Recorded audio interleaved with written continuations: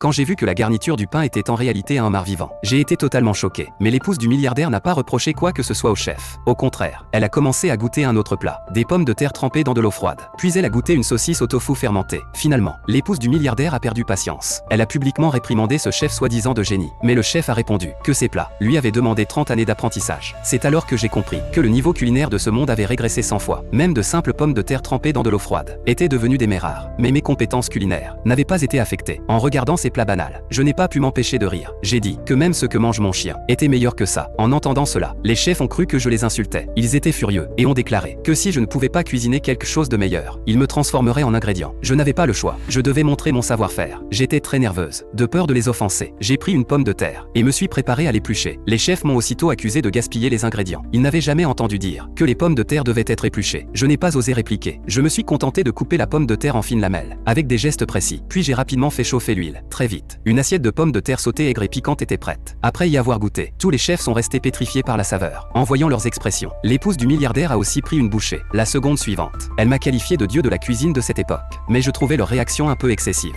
Puis elle a sorti 3 millions de dollars pour acheter le brevet de ce plat. En voyant cette pile d'argent, j'étais folle de joie. Ensuite, elle m'a engagé pour représenter le restaurant au concours du chef suprême. La récompense du champion s'élevait à 100 millions. En entendant une somme aussi énorme, j'ai accepté sur le champ. Peu après, je suis arrivé sur le lieu de la compétition avec elle. Mon adversaire a choisi de préparer des pommes de terre trempées dans de l'eau froide. Moi, j'ai choisi le plat le plus simple, du riz frit. Ce choix a choqué tout le public, car dans ce monde, seuls les véritables dieux de la cuisine savaient faire du riz frit. Personne ne croyait en moi. Même mon adversaire m'a conseillé d'abandonner plus tôt. Mais pour moi, le riz frit était d'une simplicité évidente. Je me suis donc mise à cuisiner calmement. Une demi-heure plus tard, mon adversaire avait terminé. Après dégustation, les juges ont déclaré que son plat méritait d'entrer dans le top 10 mondial. Pendant ce temps, je faisais encore frire mon riz à mon rythme. Tout le monde pensait que j'allais perdre, jusqu'à ce que les juges goûtent mon riz frit. Sans la moindre hésitation, ils m'ont attribué le titre de championne. Même les spectateurs se sont battus frénétiquement, juste pour une bouchée de mon riz frit.